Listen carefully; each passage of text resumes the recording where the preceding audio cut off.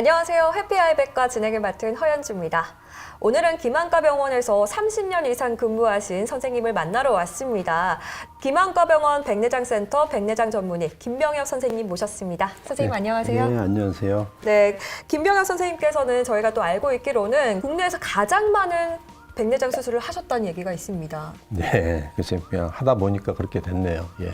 네, 김병혁 선생님께서는 지금까지 무려 22,000건의 임상 경험을 쌓으셨다고 하는데요. 오늘 백내장 제대로 알아볼 수가 있을 것 같습니다. 백내장은요, 국내에서 65세 이상 90% 이상이 걸린다는 그렇게 흔한 질환이기도 한데요. 그래서 많은 분들이 궁금해할 것 같습니다.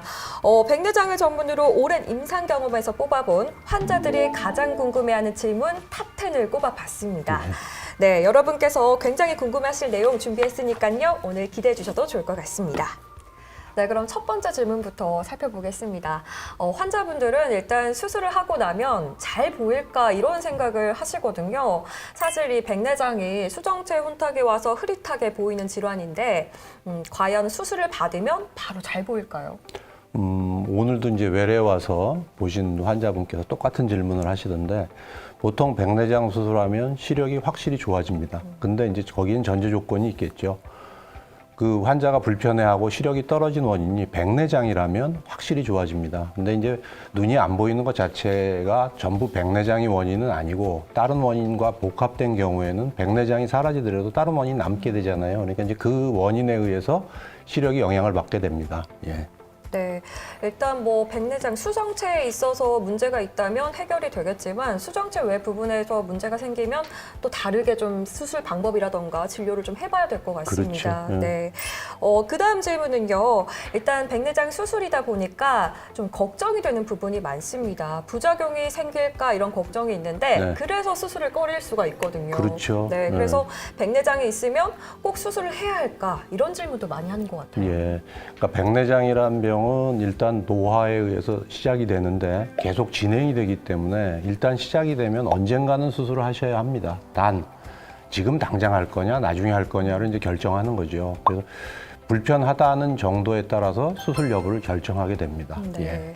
일단 결국은 수술을 좀 해야 되지만 안경 교정만으로도 가능하다는 말씀이신가요? 백내장이 오면 여러 가지 증상이 있는데 그중에 이제 나타나는 증상이 뭐냐면 안경 도수의 변화가 나타납니다. 그래서 백내장 자체는 심하지 않더라도 안경 도수의 변화가 나타나면 덜 보이게 되겠죠. 이제 그런 경우에는 안경 교정만으로도 본인이 필요한 시력을 얻을 수 있기 때문에 그런 경우에는 꼭 수술할 필요 없이 안경 교정으로도 생활하는데 유효한 시력을 얻을 수가 있습니다. 네, 안경 교정만으로도 좀 완화할 수 있다 이렇게 얘기를 해주셨는데 네. 또 다른 방법도 있을까요?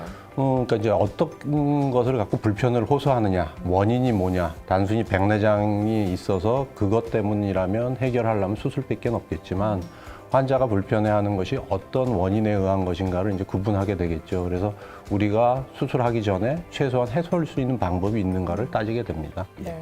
일단 또 선생님과 좀 깊이 있는 얘기를 많이 해봐야 할 것 같습니다. 수술을 만약에 하게 된다면 그 수술 시기를 잘 정하는 것도 정말 중요한 부분인데요. 네. 환자분들의 입장에서는 이런 부분이 좀 어려울 수가 있어요. 선생님께서는 수술 어떻게 좀 결정을 하십니까? 환자가 불편해하는 것이 백내장 때문인지 아닌지를 이제 의사가 구분하게 되고요. 그다음에 환자가 불편해하는 것을 우리가 해소하는 방법이 백내장 수술밖에 없는가를 따지게 됩니다. 그래서 가장 중요한 거는 환자가 불편을 느끼느냐 아니냐. 그다음에 그게 진짜 백내장에 의한 것이냐를 구분하게 됩니다. 예. 네, 환자가 불편함을 느끼냐 아니냐 이 부분이 중요하다고 하셨는데 그렇죠. 그렇다면 이제 수술을 받게 되는 정말 환자분의 몸 상태가 정말 중요한 것 같습니다. 야, 그렇죠. 수술을 결정하기가 어려운 분들 혹시나 또 다른 치료법이 없을까 이렇게 또 생각하시는 분들이 있거든요. 예. 어떻습니까? 그러니까 이제 백내장 수술을 하러 온 게 아니라 이제 본인이 불편해서 병원에 왔는데 검사를 했더니 이제 백내장이라는 진단을 받았어요. 그러면 환자 입장에서는 굉장히 당황스럽습니다. 내가 마음의 준비도 안 돼 있고 한데 그러면 이게 급하게 수술해야 되느냐? 그럼 상태가 아직은 수술할 정도의 상태가 아니라라고 이제 의사가 설명을 하죠. 그럼 이제 환자가 그 다음에 궁금한 방법이 그럼 내가 이게 불편할 때까지 기다리는데 방치를 하면 되느냐라고 질문을 할 수가 있는데 안과 의사가 사용하는 약 중에 백내장 치료가 되는 약은 아니지만 진행을 지연시키는 약은 있습니다. 그게 이제 요도 화합물로 되어 있는 안약이 있는데 그걸 름으로 해서 백내장의 진행을 최대한 늦출 수가 있죠. 그래서 수술할 때까지 본인이 증상이 심해지기 전까지는 그런 약물을 사용하면서 상태를 지켜볼 수가 있겠습니다. 네. 일단 약물을 통해서 상태가 좀 진행되는 것을 늦출 수는 있지만 결국 치료법은 수술이 유일하다라는 말씀이신데요. 만약에 수술을 받게 됐을 때 그렇다면 혼탁해진 수정체를 제거하고 인공수정체를 넣게 되는데 이 인공수정체 선택이 정말 중요할 것 같습니다. 종류가 굉장히 다양하다고 들었거든요. 예전에는 인공수정체라는 게 백내장 수술의 기본이 아니었지만 요새는 백내장 수술한다라고 얘기를 하면 인공수정체를 삽입하는 게 그냥 기본입니다. 그 다음에 이제 최근 들어서 인공수정체의 종류가 굉장히 다양하게 만들어지고 있습니다. 다초점이라든가 난시를 교정하든가 하는 거죠. 그래서 환자가 원하는 상황 혹은 눈의 상태에 따라서 이제 렌즈를 선택하게 됩니다. 네, 인공수정체에 대한 질문도 있습니다. 이 인공수정체를 사용하게 되면 수명이 평생 갈까요?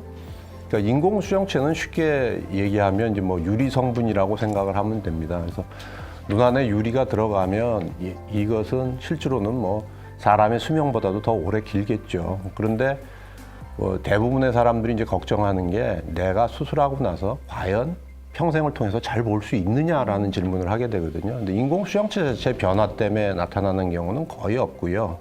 주로 눈의 상황이 변하게 됩니다. 그러니까 수술에 누울 당시의 상황하고 나이가 들어가면서 진행이 되면서 몸의 상태나 눈의 상태가 변하면 결론적으로 시력의 변화는 나타날 수 있겠죠. 원래 내 몸이 아니었던 새로운 물질이 들어오다 보니까 걱정이 될 수도 있는데 사실은 그 부분이 중요한 게 아니라 오히려 내 상태, 내 그렇죠. 눈의 상태가 좀 변화할 수 있기 때문에 그런 부분을 좀 조심을 해야 되는 것 같습니다.